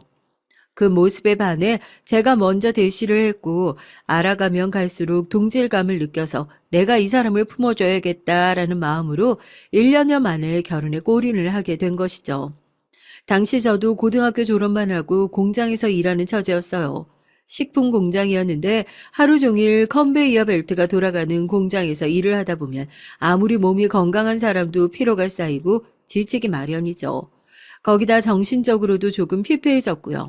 특히 점심시간 땐 친한 사람들끼리 밥을 먹는 아줌마들과 달리 전 별 친한 사람도 없던지라 혼자 구석에서 컵라면 같은 걸로 허기를 때우곤 했는데 그 시간이 참 외롭고 마음이 허하기도 하고 그랬습니다. 그러다 공장에서 알게 된 친구가 고아원으로 봉사와 활동을 간다는 소식에 한번 쫄랑쫄랑 따라갔는데 그게 남편과의 인연이 된 것이죠. 저와 남편은 결혼 초기 함께 작은 가게를 차려 생계를 꾸려갔는데요. 당시엔 이것으로 2호점, 3호점도 내리라는 야망도 갖고 있었습니다. 국수집을 차렸는데 단골 손님들이 저희 국수 맛을 향해 너무 맛있다고 서울에도 이런 집이 있으면 잘 될 거라고 잔뜩 바람을 불어 넣어주곤 했거든요. 제가 생각해도 저희 국수집 같은 맛이 별로 없었어요. 동네엔 물론이고 어디 지방으로 여행을 가도 저희 국수 같은 깊은 맛이 느껴지지 않았죠. 남편도 희망에 잔뜩 부풀어 있었고요. 여보, 나 지금이 꿈 같아. 늘 사는 게 숙제 같고 고된 수행 같기만 했는데 이렇게 따뜻하고 좋을 수도 있다는 건지 몰랐어. 당신 알고 결혼을 하고 나니 이런 행운이 나에게 온 것 같아. 우리 가게도 앞으로 승승장구 잘 될 테니까 더 행복한 날만 남았어. 남편은 아이만 들어서면 되겠다면서 이 행복이 너무 낯설고 한편으론 너무 기쁘다고 말했습니다. 하지만 그런 우리 가정에도 바람이 불어닥치더군요. 저희 집은 속절없이 흔들렸고요. 그토록 저희가 아끼고 사랑하던 국수집이 망한 건 순식간이었습니다. 3년간 잘 되던 가게 옆에 프랜차이즈 닭갈비집이며 갈비찜집이며 술집들이 들어서자 저희 국수집은 점점 더 작고 초라해졌습니다. 가게에 파리가 날리기 시작하자 저희 모든 걸 접고 원래 자리로 돌아올 수밖에 없었죠. 하지만 거기까지면 괜찮았겠다만 또 다른 비극이 벌어졌습니다. 저희 사정이 안 좋은 걸 알고 접근한 남편 친구에게 사기까지 당하며 빚까지 떠안게 된 것이죠. 어떻게 사람이 그럴 수 있을까요? 가뜩이나 힘든 사람들의 돈을 탐내어 저희를 꿰내고 좋은 곳이라며 투자하라 재촉했는데 그게 사기였던 거죠. 전과가 이미 있었던 놈이란 소리에 남편은 그날 경찰서에서 거품 물고 쓰러질 뻔했습니다. 아마 다른 부부였다면 이 상황에서 서로를 원망하고 욕을 하든 싸움을 일으켰을 겁니다. 그러니 저희 부부는 봉사활동을 할 적부터 서로가 어떤 세월을 살아왔고 어떻게 여기까지 왔는지 너무나 잘 알고 있었기에 외려 다독였어요. 우리 아이한텐 이런 환경에서 자라게 해서 너무 미안하지만 그래도 우리 언젠간 다시 일어설 수 있을 거야. 내가 너무 미안해. 당신 고생만 시켜서. 아니야, 여보. 그런 말 마. 우리 힘내자. 사람이 살아있다면 뭐든 다시 시작할 수 있어. 난 당신 믿어. 이런 긍정적인 말을 하면서요. 그렇게 바닥을 찍고 다시 시작된 삶이었기에 서로 힘든 것조차 티내지 않으며 열심히 입에 풀칠하고 있었어요. 그리고 남편이 죽은 그 끔찍한 사고가 발생하기 전날 아직도 입에 잘 담겨지지가 않지만 남편이 사고가 있던 날 전에는 설명할 수 없는 여러 가지 일이 있었습니다. 지금 제가 이 일을 굳이 꼭 말씀드리려고 하는 건 저희 남편이 그만큼 부당하고 공평하지 않은 대우를 받았다고 말씀드리기 위해서요. 남편은 평소에 일에 대한 불만이나 불평을 잘 늘어놓지 않는 성격인데 어느 날인가 술에 잔뜩 취해 들어왔더라고요. 그것도 같이 일하는 동료와 함께 말입니다. 남편은 술상을 차려달라고 하며 또 술을 마시고 싶어 했어요. 왜인지 모르겠지만 많이 힘들어 보였습니다. 어지간해선 평소 술이라면 건강 해친다고 싫어하던 사람이 술을 마실 정도라면 무슨 일이 있나 보다 싶었죠. 그래서 분위기를 맞추기 위해 일단은 술상을 차려주고 남편의 얘기를 가만히 들어주려고 했어요. 역시나 당신 사장님 하다 몸 쓰는 일 하려니까 힘들지? 그런데 제 말에 갑자기 남편이 욕을 하기 시작하는 겁니다. 그럼 개자식을, 내가 그 개자식을 죽였어야 하는데. 아우, 세상에. 그런 놈이 어딨어, 못돼 처먹은 놈. 지살궁리만 하고 말이야. 왜 그래, 여보? 남편의 입에서 그런 험한 말이 나오자 깜짝 놀란 나머지 딸도 있는데 무슨 말이냐 하려는데 남편은 아랑곳 않고 계속해서 욕을 궁시렁거렸어요. 남편의 눈엔 분노가 잔뜩 담겨 있었고 옆에 있던 동료도 맞장구를 치며 정신을 차리지 못하고 있었죠. 처음 보는 남편의 모습이 낯설고 조금 걱정이 됐습니다. 여보, 무슨 말이야? 그 개자식이 누군데, 어? 개자식. 천하의 나쁜 놈. 어제는 나보고 이런 시궁창에서 일하는 기분 더러운 놈이라고 하더라고. 나쁜 놈. 뭐라고? 누가 당신한테 그런 말을... 저는 더 알고 싶었지만 그대로 남편이 엎드려 잠드는 바람에 묻지도 못하고 넘어가게 됐어요. 곧바로 다음날 혹시 회사에서 무슨 일이 있는 거냐 물으니까 남편은 아니라고 둘러대더라고요. 자신이 취해서 마음에도 없는 말을 했다고요. 마음에도 없는 말을 했다고? 아니 당신이 그럴 리가 있어? 무슨 일이 있으면 말을 해봐. 혹시 그 당신 저번에 당신만 힘들게 한다는 작업반장이란 사람, 그 사람 얘기야? 남편은 계속 아니라고 부인했어요. 그리고 서둘러 일을 나가더라고요. 나중에 한 번 더 집에 놀러 온 동료에게 넌지시 다가가 묻기까지 했는데 그때 그 동료분도 약간 당황한 표정으로 별일 없다고 했고요. 근데 여기서 전 뭔가 남편이 공사 현장에서 부당한 일을 당하고 있다는 것을 눈치챘습니다. 어떻게 알았냐고요? 저희 집에 온 동료분이 누군가와 통화하는 목소리를 들었거든요. 그래. 그 마녀이가 너무 힘들어해서 같이 소주 한잔 해주려고 와 있지. 그래, 그놈 정말 악질이야. 아이, 내가 내일 일단 도저히 일 못하겠다고 말은 해볼 건데 통할란지 모르겠네. 마녀이한테는 솔직히 너무하잖아. 자꾸 무거운 자재들만 들게 하고 밥 먹는 시간에도 와서 일 못한다고 툭툭 건드려대고. 그래, 아까는 무슨 쇠파이프 같은 걸로 머리를 툭툭 건드리더라니까. 아유, 여기 사장 조카라고 해서 입 다물려고 했는데 안 되겠어. 알고 보니 남편은 작업반장이란 사람에게 말도 안 되는 대접을 받고 있었어요. 작업반장이 사장 조카니 다들 건드리지 못하고 있는 느낌이었고요. 전 그날로 곧바로 남편에게 따져 물었고 진위 여부를 확인했죠. 남편은 처음엔 당황하더니 순식간에 고개를 떨어뜨리며 맞다고 순순히 인정을 하더라고요. 눈물을 뚝뚝 흘리며 고백하는데 청천벽력 같았습니다. 미안해. 내가 말하면 당신이 더 걱정할까봐. 어떻게 그런 일을 할 수 있어, 사람이. 왜 나한테 말을 안 했어? 말이라도 해야지. 왜 혼자 끙끙 앓았냐고. 동시에 저도 모르게 눈물이 줄줄 새어 나오더라고요. 우리 남편 어엿한 가게 사장님으로 편하게 살다 이렇게 또 한 번 인생의 고초를 겪게 된 건데 잠에도 못 들 정도로 화가 나고 속상하더라고요. 그러나 남편은 저를 달랬습니다. 여보, 내가 내일 우리 같이 일하는 직원들이랑 말하기로 했어. 나 말고도 피해자들이 여럿 있어.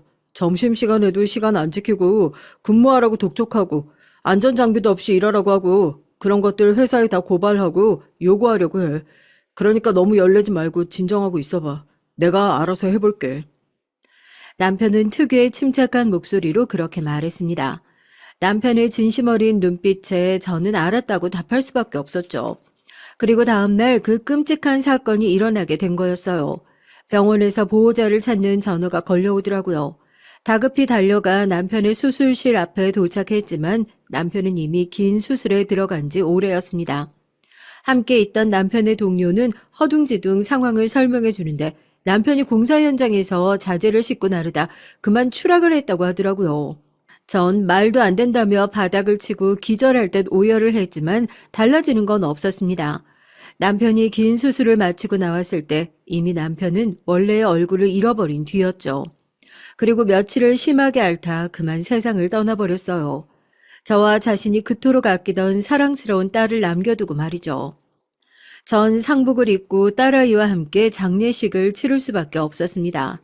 사람이 허망한 가운데서도 해야 할 일이 있다는 게 그 일을 묵묵하게 하게 된다는 게 신기하고 이상하더라고요. 남편의 직장 동료들부터 예전에 알던 사람들까지 한 명 한 명 조문을 하기 위해 찾아왔기에 전 그분들을 맞으며 와주셔서 감사하다는 인사를 빼놓지 않고 드렸어요. 근데 남편을 괴롭혔던 작업반장 그 사람도 찾아왔더라고요. 도저히 인상을 필 수 없어 조용히 노려보는데 그 사람은 장례식장에서 육개장을 6번이나 퍼가며 먹더니 저를 향해 씩 웃고 가버렸습니다. 이봐요. 그리고 제가 그 사람을 붙잡았죠. 당신이 한 짓을 다 알고 있다고 어떻게 책임질 거냐 말했습니다. 그러자 모른 척 잡아 떼더라고요. 이때부터 전 일이 심상치 않게 돌아갈 것을 느낄 수 있었습니다.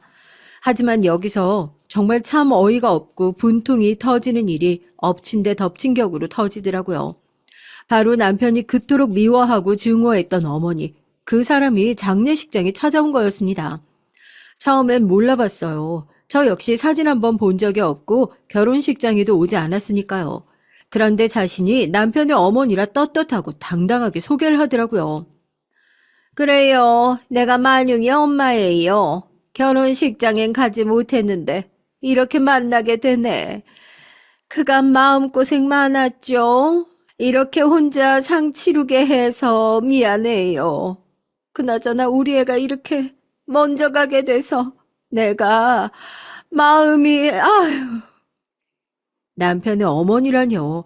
놀라서 할 말을 찾고 있는데 갑자기 오열을 하며 장례식장이 떠나가라 울부짖기 시작하는 겁니다. 만용아, 너 어렸을 적 기억나니? 네가 종이 접기를 잘해서 엄마한테 학도 접어주고 별도 접어주고 그랬잖니?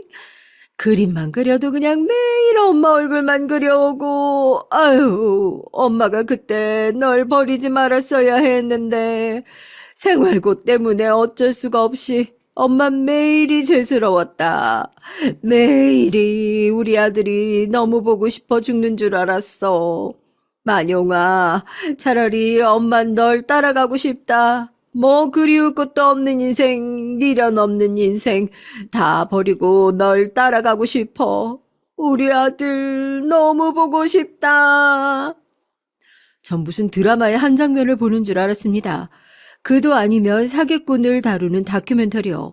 갑자기 영정사진 앞에서 남편과의 추억을 하나하나 꺼내며 놀이공원 간 얘기며 같이 저녁을 차려 먹은 얘기 같은 것들을 꺼내는데 어이가 없었죠. 왜냐하면 전 남편에게서 단 한 번도 그런 추억들을 들은 기억이 없었거든요. 남편의 어머니는 남편을 못 살게만 굴었고 옷도 늘 낡은 옷에 밥은 개밥 같은 것만 주며 그것마저도 감사하라고 말하던 사람이었습니다. 친모도 아닌 계모와 다름이 없는 사람이었죠. 그런 사람이 여기까지 찾아와서 갑자기 이런 행동을 하니 제가 어떤 마음이었겠어요. 경찰이라도 부르고 싶은 심정이더라고요. 제가 겨우 이성을 차리고 그분에게 다가가 마음을 알겠으니 장례식장이 너무 소란스러워지는 것 같으니까 나중에 따로 얘기를 하자고 말했습니다. 그랬더니 여기서 갑자기 도끼 눈을 뜨더라고요. 얘야, 네가 내 며느리지? 며느리라 내가 왜 시어머니에게 이런 건방진 행동을 하는 건지 모르겠지만 내가 네 남편 엄마야. 내가 왜 우리 아들 떠난 곳에서 제대로 된 애도도 못하게 하는 건지 이해가 안 되는구나. 우리 아들을 가슴에 묻고 살아온 한 맺힌 세월 여기서라도 풀어보겠다는데 왜 네가 날 막는 거냐 말이다. 네가 뭔데? 어머님, 그게 아니고요. 제가 들었던 내용과 너무나 다른데 네가 뭘 들었는데 말이니? 그게 시어머니의 목소리가 점점 커지자 사람들 시선이 여기로 몰리기 시작했고 웅성거리는 게 느껴지니 더 이상 대화를 이어갈 수가 없겠더라고요. 일단은 그 애도인지 추모인지를 하게 냅두고 스스로 떠나게 만드는 게 나을 것 같았습니다. 적어도 남편이 간 자리를 소란스럽고 지저분하게 만들고 싶진 않았으니까요. 하지만 이런 생각은 불현듯 들긴 했어요. 과연 남편이 떠나는 길목, 이 여자가 여길 오길 바랬을까? 남편이 평생 증오하고 원망하던 사람이 여기에 있는 걸 반가워할까? 괜히 제가 다 죄스러워지고 미안해지는 기분이었습니다. 그럼에도 일단은 마음을 차분하게 진정시키고자 내버려 뒀어요. 그랬더니 이번엔 몇 분 후 저희 딸아이에게로 다가오더라고요. 그러면서 네가 우리 아들 딸이냐며 보여달라 그리 애걸했건을 한 번도 보지 못했는데 이렇게라도 보게 돼서 너무 기쁘다고 하는 겁니다. 그 말엔 너무 당황스럽더라고요. 무슨 말씀이세요? 그 말은 우리 애아빠랑 연락을 하셨다는 말인가요?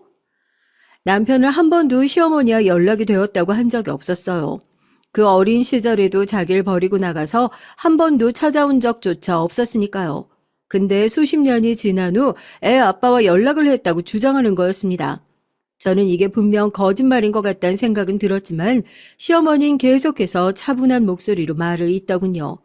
지금 생각해보니 이때의 목소리가 너무나 차분하고 마치 진실을 말하는 듯 굴었다는 것이 정말 소름 끼쳐요. 그래, 넌 몰랐겠지만 난 연락을 하고 있었어. 내가 지난날 널 버린 게 너무 미안하다고, 사죄하고 싶다고, 한 번만 만나달라고도 말했지. 그런데 아들은 나에 대한 분노가 사겨지지가 않는다고 그러더구나. 나를 끝끝내 용서할 수가 없겠다고. 난 받아들였단다. 내가 고아원에 걔를 버리고 갔으니 당연히 그랬겠지. 갑자기 머릿속이 어지러워지더라고요. 남편이 그런 걸 속이거나 감출 사람이 아니었어요. 무엇이든 미주알 고주알 다 말하는 성격이었죠. 사고가 일어나기 전 회사의 무리한 업무 관련된 얘기만 빼고 말입니다. 하지만 전 여기서 아주 미스터리한 일을 경험하게 됩니다. 시어머니는 그간 자신이 얼마나 후회하며 살아왔는지 남편에 대한 죄책감으로 재혼도 하지 않고 그 마음의 빚을 갚기 위해 나름 통장에 돈이라도 쌓아오며 살아온 세월을 얘기하기 시작했는데요. 그 얼토당토 않는 얘기에 제가 한숨만 푹푹 흘리고 있자 그 순간 갑자기 남편의 영정사진이 툭 하고 떨어진 겁니다. 아무도 건들지도 않고 손도 대지 않던 영정사진이요. 순간 너무 놀라서 저도 시어머니도 그쪽을 바라봤죠. 그리고 시어머니는 경기를 일으키며 놀라 영정사진을 바라보는데 마치 그 모습이 무언가 잘못한 걸 들킨 사람같이 두려운 표정이었어요. 그때 전 이게 어떤 사인, 그러니까 신호처럼 느껴졌습니다. 어떤 사인인지 알 수 없었지만 위험함을 알리는 경보 같았죠. 이후 장례 절차를 다 밟고 난 후 시어머니는 남편의 유품이라도 보고 싶다며 살아생전 남편이 어떻게 지내왔는지 보고 싶다고 간절히 애걸을 하더라고요. 며느리 너도 싫겠지. 다 이해한다. 근데 제발 속지 않은 마음으로 살아왔으니 한 번만, 딱 한 번만이라도 보여주면 안 되겠니? 내가 살 수가 없을 것 같아서 그래. 엄마, 할머니한테 아빠 방 보여주면 안 돼? 할머니 불쌍해. 정말 안 되는데. 알겠어요. 그래요. 한 번만 보고 가세요. 옆에 딸아이가 있는지라 눈물로 애걸하는 시어머니를 외면할 수가 없어서 집에 시어머니를 들였답니다. 딸아이가 제 손을 잡으며 덩달아 부탁하니 어쩔 수가 없더라고요. 시어머니 마치 남편의 자취를 느끼려는 듯 집안 곳곳을 둘러보며 한참을 흐느끼시더라고요. 특히 남편의 일기장이나 남편이 껴안고 잤던 베개나 이런 것들을 어루만지며 통곡을 하시는데 그 울음이 너무나 진짜 같아서 저도 의구심이 드는 겁니다. 정말 남편에게 연락을 하셨던 건가? 남편이 나에게 말을 안 한 건가? 바보 같은 의구심이지만 그분께서 하시는 말씀들은 진짜 같은 구석이 있었어요. 걔가 공사판에서 일을 하며 많이 힘들었다고 하더구나. 그게 다 나 때문인 것 같았지. 내가 걔를 못 키워서. 공사 현장이라는 게 얼마나 힘이 드니. 일만 해도 힘든데 그 말을 듣고 가슴이 찢어지는 줄 알았지. 네, 저도 그랬어요. 근데 어머니가 어떻게 그걸 알고 있으세요? 말했잖니, 연락하고 있었다고. 꽤나 자세히 알고 있는 시어머니의 말씀을 듣고 있다 보면 자연스레 그런 생각이 들 수밖에 없었어요. 그리고 당시 저도 남편을 잃은 상실감, 하루아침에 모든 것을 잃은 듯한 허한 마음 때문인지 계속 시어머니와 대화를 이어나가게 되었답니다.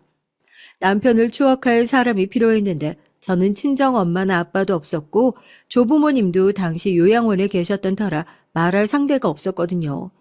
시어머니는 제 곁을 지켜주고 싶다면서 제가 너무 안쓰러워 보인다며 자신이 하나 남은 손녀딸에게라도 빚을 갚고 싶다고 3개월 후 적금이 만료되면 그 통장을 저희에게 주고 싶다고 하셨습니다. 변변치 않은 금액이지만 그거라도 줘서 니들 살기 편하게 해주고 싶다. 네가 우리 아들에게 무슨 말을 들었는지 모르겠지만 아마 좋은 말들은 아니었을 거야. 나에 대한 원망이 사무치게 깊었으니 내가 애를 못 살게 굴었다는 듯이 말했겠지. 네, 맞아요. 남편은 어머니가 자기를 무척 힘들게 했다고 했어요. 그래, 어떤 방면으론 그 말도 틀린 말은 아니겠지. 내가 애를 고아원에 버렸으니. 근데 나에게도 어쩔 수 없는 사정이란 게 있었어.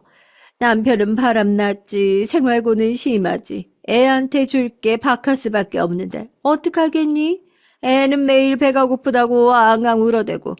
그래도 학교라도 보낼 수 있는 곳에 가야 내가 안심이겠다 싶었어. 나랑 살면 얜 평생 불행할 텐데 내 불행을 얘한테 옮겨주고 싶지 않았어. 너도 부모니까 이 마음 알 거다. 그래서 선택한 게 고아원인데 우리 엄마 아빠란 사람은 내가 괘씸했는지 집 주소도 알려주지도 않고 시골로 들어가 버렸더구나. 내가 네 남편 찾으려고 하지 않은 게 아니야. 우리 아들 얼굴이라도 보고 싶어서 그냥 천국 팔도를 찾아 헤맸어. 근데 작정하고 시골로 들어간 사람들을 어떻게 찾을 수가 있었겠니? 그냥 넋놓고 보고 있을 수밖에 없었지. 하지만 맹세코 우리 아들 네 남편 못 살게 굴진 않았단다. 개모짓은 안 했어. 그러면서 시어머니는 자기 엄마와 아빠를 무척이나 원망했다고 했습니다. 원망 정도가 아니고 증오하며 자기 아들을 빼앗아간 사람으로 생각했다고요. 고아원에 처음부터 애를 버리지 않았으면 될 일이었겠지만 어쨌거나 자신의 책임도 있지만 아들을 너무 보고 싶은 마음에 그런 생각이 들었다고 해요. 딸아이는 옆에서 이야기를 들으며 훌쩍이더라고요. 저도 시어머니의 말을 들으니까 그럼 정말 남편의 기억이 잘못되었던 건가, 어머니를 미워하는 마음에서 한 말들인 건가 하는 생각이 저절로 드는데 이걸 확인해 줄 수 있는 남편이 세상에 없으니 답답할 노릇이었습니다. 그러다 저도 한 가지 일이 터지면서 제정신이 아니게 됐어요. 당시엔 변호사를 알아보러 다니느라 난리도 아니었습니다. 왜냐하면 남편이 추락사로 분명히 떨어져 죽은 것임에도 사업주 측에서 다른 주장을 펼쳤기 때문이에요. 남편이 원래 어지럼증이 있었고 그러다 발을 헛디뎌 떨어뜨린 것이니 자기들 책임이 아니라는 식으로요. 남편이 빈혈이 있긴 했습니다. 거기다 남편이 공사 현장에서 막걸리를 한 잔 정도 마셨는데 소량의 양이었지만 그것이 원인이라고 주장했기에 쉽지 않은 소송이었어요. 아니, 지가 술 먹고 죽었으면서 왜 그걸 우리 탓을 하는 거예요? 우리 조카가 그러는데 걔가 아주 일도 논팽이처럼 제대로 못하고 어리나 타고 있었다는데 우리 조카가 아주 많이 봐줬다고 하더라고요. 그럼 자르지 않고 일 시켜준 걸 감사해야지. 이런 식으로 나오니 정말 참을 수가 없었습니다. 전 죽은 남편이 이대로 묻히게 되면 너무나 억울할 것 같아 이리 뛰고 저리 뛰며 최대한 저를 도와줄 수 있는 변호사분을 찾게 됐어요. 저희 남편 공사 현장에도 작업 반장에게 안 좋은 소리 들으며 힘들게 일했는데 보험금까지 제대로 못 받게 되면 제 남편 얼굴을 못 볼 것 같았거든요. 그리고 또 현실적으로 저희 딸의 생계도 문제였고요. 딸아이는 아빠를 잃은 슬픔도 컸던지라 말도 어눌하게 변했고 정신과 치료도 필요했습니다. 앞으로도 엄마로서 계속 뒷바라지도 해주어야 할 텐데 그런 부분이 걱정이 됐죠. 근데 현실적으로 변호사 비용이 아주 많이 들어서 걱정이 이만저만이 아니더라고요. 하루에도 몇 번을 남편을 불렀습니다. 그런데 그때 시어머니가 도움의 손길을 뻗쳐왔어요. 시어머니는 자신이 적금을 깨면 그 돈으로 변호사를 고용하라며 적극적으로 도와주겠다고 하더라고요. 돈이 없어도 너무 없었던 전 그 말에 고마워할 수밖에 없었죠. 감사합니다, 어머님. 감사합니다. 정말 막막했는데. 아니다. 당연히 해줘야지. 이거라도 해줘야 우리 만용이가 엄마를 덜 원망하지 않겠니? 명색이 내가 애민데 말이야. 꼭 우리 애의 원한을 갚아주렴. 그 못된 것들 쳐죽일 놈들에게 말이야. 네, 어머님. 그럴게요. 거기다 제가 바쁜 사이 시어머니가 대신 저희 딸도 봐주고 집안일도 해주시는 등 여러모로 신경을 써줬는데 딸아이도 처음엔 시어머니를 어색하게 생각하더니 이젠 할머니라 곧잘 부르며 잘 따르더라고요.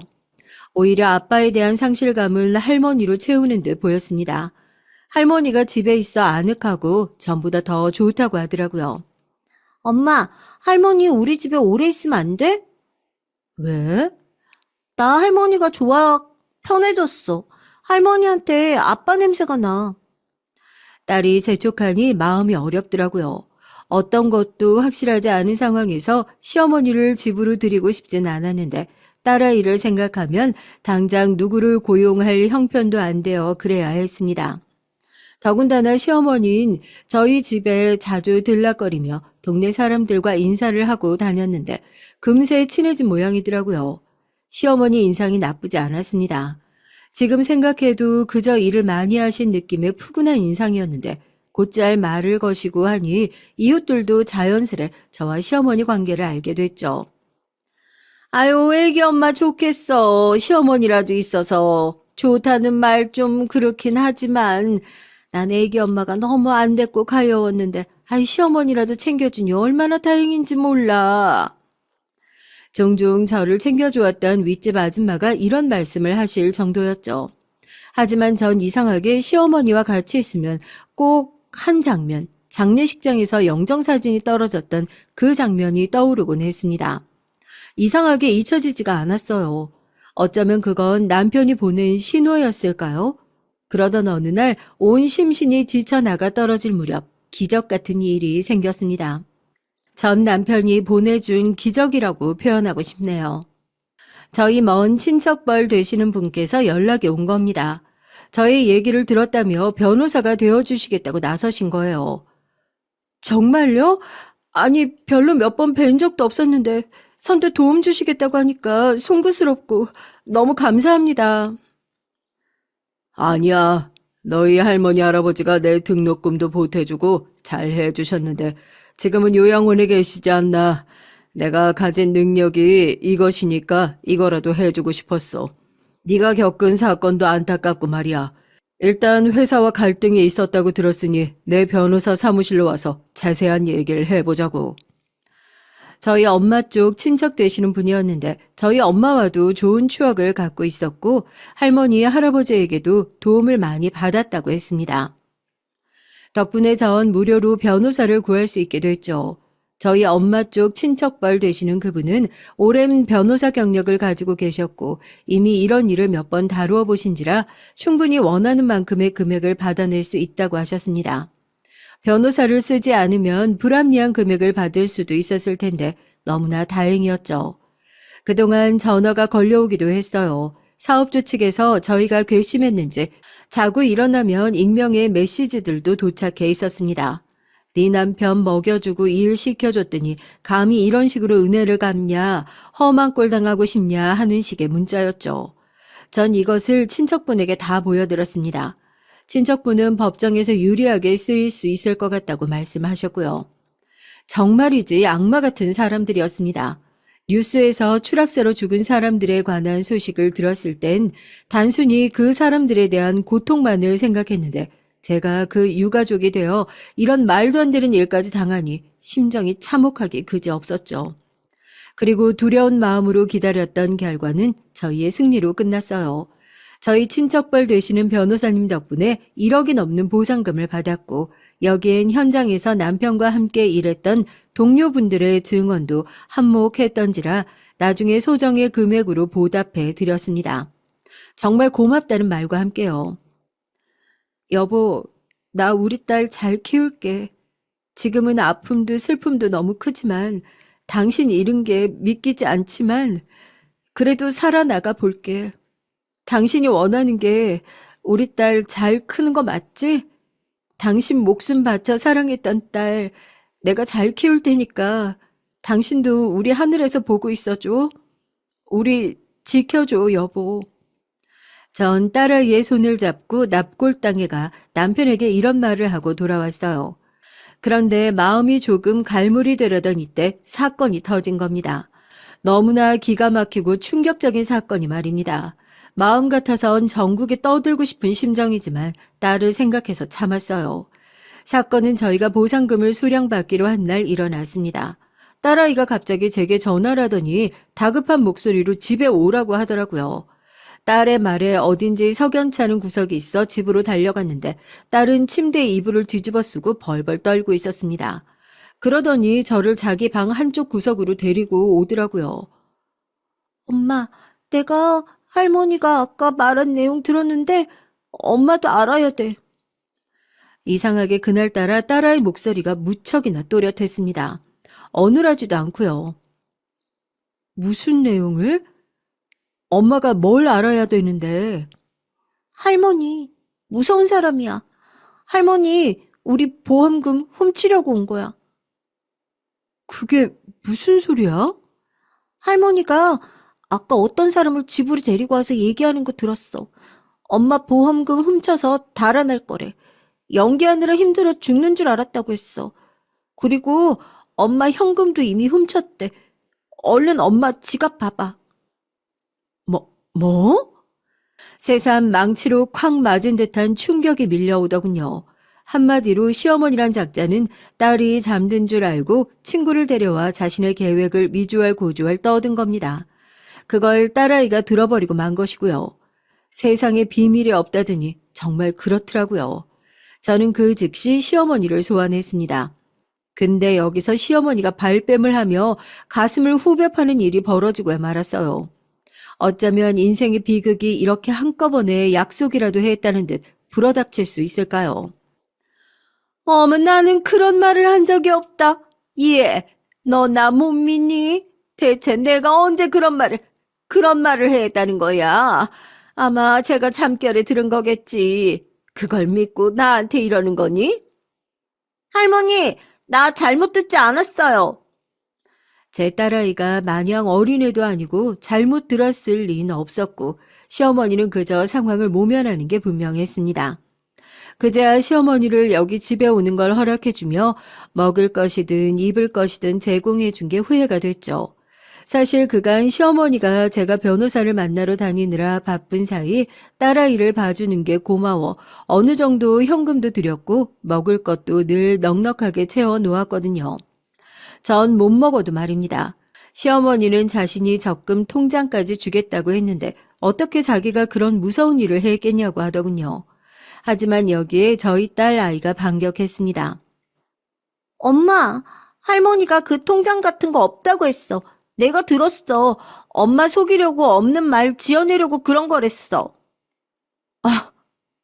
실소가 터져 나오더라고요. 남편이 허망하게 죽은 것도 억울했는데 이런 일까지 겹치다니 자괴감이 들 지경이었습니다. 어쩌면 저도 남편이 죽고 너무 마음이 허한 나머지 제가 믿고 싶은 진실을 믿어버렸던 것일지도 모르겠어요. 그 생각이 들자 더 남편에게 미안해졌습니다. 그것을 악용한 시어머니란 인간에게도 화가 나고요. 그 순간 남편이 시어머니에게 당했던 일이 하나하나 스쳐 지나가며 전 이제서야 못다한 정의를 실현하겠다는 생각이 들었습니다. 전 일단 시어머니의 가방을 찾아 그 안을 털털 털었어요. 역시나 제 돈이 고스란히 담긴 봉투 하나가 나오더라고요. 이래도 거짓말 하실 건가요? 시어머니의 얼굴이 약간 달라졌습니다. 여기서부터 본색이 드러나더군요. 가면 속에 숨겨두었던 소름 끼치는 본색 말입니다. 이 못된 년이, 야, 그 보험금 내 돈이야, 이년아. 아이고, 이런, 보험금 좀 찾으려고 왔더니 아주 별게 다 지랄이네. 야, 내 아들이 어떻게 세상에 나왔니? 내가 낳았으니까 나왔지. 내 뱃속에서 낳은 아들이니까 그 목숨값은 내가 받아야지. 왜 생판 남이 니들이 받아? 징징거리는 네 딸년 봐주고 보모 노릇까지 해줬더니 감히 어디 밥상에 숟가락을 올리려고 그래? 그 돈은 내 돈이야. 절대 손댈 생각하지 마. 나도 개 낳고 인생 한번 제대로 말아먹었다 이거야. 이제라도 그 값을 받아야겠으니까 넌 빠져 있어. 드디어 본색을 드러내시네. 이 악마 같은 어린애한텐 온갖 짓거리를 다 하고 고아원에 갖다 버려서 상처나 줬으면서 당신이 무슨 엄마야, 엄마는. 당신은 엄마 자격도 없는 사람이고 내 남편도 당신을 한 번도 엄마라고 생각한 적이 없어. 평생 원망만 했지. 추잡한 인간 같으니라고. 당신이 지금까지 다정한 엄마였던 척 속였다는 걸 생각하면 소름이 끼쳐. 속은 내가 미쳤지. 당장 나가. 우리 집에서, 내 남편 집에서 나가라고. 하지만 그 순간 볼에 화한 불길이 느껴졌습니다. 남편의 어머니가 제 볼에 감히 손을 댄 것이죠. 딸아이가 달려와 엄마하고 날선 비명을 질렀습니다. 전 곧바로 일어나고 싶었지만 그 여잔 제 몸 위에 올라타 정신없이 주먹을 얼굴로 가격하고 발로 짓눌렀어요. 일어나고 싶었지만 당시 제가 뭘 먹은 게 없어 힘이 없었던지라 반격할 수가 없었습니다. 그렇게 무력하게 줄줄 눈물만 흘리며 맞고 있던 사이 의식이 점점 사라지고 있는 게 느껴졌죠. 아마도 너무 많이 맞은 탓이었던 것 같습니다. 그런데 그 순간 딸아이의 얼굴이 번뜩 보였어요. 딸아이가 제 몸 위에 올라탄 시어머니의 머리채를 잡았고 질질 끌어 현관문으로 데려가더군요. 그리고는 112에 신고를 해 상황을 전달하더니 제게로 달려왔습니다. 엄마, 괜찮아? 엄마, 괜찮아. 겨우 일어나 딸을 감싸 안았어요. 그리고 그 여자가 또 달려들 때까지 우린 방 안에 숨어 있었습니다. 잠시 후 경찰들이 왔을 때 저는 당한 사람이 되어 딸은 목격자가 되어 상황을 그대로 전달했죠. 물론 그 여자는 처벌을 받았어요. 허나 아주 가벼운 처벌이었답니다. 참 우리나라 법이 솜방망이라는 걸 이때 절실히 깨닫게 됐네요. 제가 받았던 정신적 피해는 어마어마했는데 겨우 그 여자는 아주 짧은 형을 선고받았을 뿐이었으니까요. 그리고 나중에서야 딸에게 들었는데 그 여자가 분노를 참지 못하고 부엌으로 달려가 식칼까지 집어들려 했었다고 합니다. 제가 의식을 살짝 놓은 사이 그런 일까지 저지르려 했다는 거예요. 제가 그때 그 식칼에 맞았다면 전 아마 지금 살아있을런지 모르겠어요. 더군다나 우리 사랑하는 딸은 고아가 되었을 테니 생각만 하면 아찔합니다. 그리고 시어머니가 도대체 어떤 인생을 살아왔는지 경찰을 통해 듣게 됐는데요. 제 얼굴이 워낙에 안 좋다 보니 경찰 한 분이 나중에 저를 안쓰러이 쳐다보며 그러더라고요. 저 여자 사기범이에요. 남자들을 꿰어내어 사기친 돈만 수억이었고 그 때문에 교도소에도 몇 번 갔었던 여자입니다. 아마도 잘못 걸리신 듯 싶네요. 그래도 너무 스스로를 미워하지 마세요. 작정하고 사기치는 놈들한테 못 당하는 경우가 태반이에요. 피해자들만 안타까울 뿐이죠. 아마도 이번에 교도소 잠깐 들어갔다 나오면 또 사기치러 활보하고 다닐 겁니다. 스스로 많이 미워하고 자괴감에도 적잖이 시달리고 있었는데 어느 부분에선 위로를 받은 느낌이었답니다. 그리고 퍼즐도 짜맞춰줬죠. 시어머니는 애초에 그런 사기꾼이니 남편과 일했던 동료 직원들에게 접근해서 정보를 알아낸 후 연락을 주고받고 있었다고 제게 거짓말도 할 수 있었던 거였고요. 그리고 전 지금 그 날을 기다리고 있습니다. 시어머니가 출소할 날 말이에요. 시어머니는 출소하자마자 분명 또 다른 피해자를 만들기 위해 거리를 활보할 테고 지금도 작정하고 있겠죠. 전 조용히 뒤를 밟을 거고 그 여자를 고발해서 또 다른 피해를 방지하기 위해 나름대로 준비를 하고 있는 중이랍니다. 어쩌면 제 사연은 여기서 끝이 아닐지도 모르겠어요. 아마 1년 후쯤엔 다시 시어머니에 관련된 사연을 쓰고 있을지도 모르겠습니다. 그땐 분명 희망적인 소식을 쓰고 있을 거라 확신해요. 한 가지 안심시켜 드리자면 저와 딸아이는 잘 지내고 있답니다. 잘 먹고 잘 자고 그럼 된 거 아닐까요? 남편이 보고 싶고 그립고 가끔은 남편이 겪었던 정신적 고통을 생각하면 괴롭기도 하지만 그럼에도 남편을 가슴 한켠에 묻어둔 채 씩씩하게 앞으로 걸어 나가려고 노력 중입니다. 그리고 한 가지 더 말씀드리고 싶은 게 있다면 추락사고사를 당한 건 비단 저희 남편뿐만이 아닙니다. 1년에도 몇백 명이 일하는 현장에서 가족을 먹여 살리기 위해 일을 나갔다가 추락사를 당하곤 해요. 부디 조금의 관심을 가져서 사업장의 안전장비를 갖추고 감독관이 있는 현장을 만들어주시길 부탁드립니다. 제발 저희 남편과 같은 피해자가 더 나오지 않길, 저와 같은 유족이 생기지 않길 간곡히 부탁드립니다. 힘이 있는 분들의 목소리가 필요해요. 부디 이와 관련된 법률이 생겨서 더 안전하게 일할 수 있도록 많은 분들이 힘써 주셨으면 좋겠습니다. 여러분들의 작은 관심 하나하나가 소중한 생명을 지킬 수 있는 길이 될 거라고 확신해요. 거울을 보니 쓰면서 너무 울어 눈이 퉁퉁 부어버렸네요. 남편 생각이 너무 많이 났나 봅니다. 얘기를 끝낼 수 있을까, 분량을 채울 수 있을까 걱정을 했는데 어느새 주절주절 얘기를 다 하게 된 것 같네요. 마지막으로 사랑하는 우리 남편에게 잘 지내고 있냐는 안부 인사를 던지며 끝을 내겠습니다. 여보, 우리 다시 만날 때까지 잘 지내고 있어? 사랑해, 여보.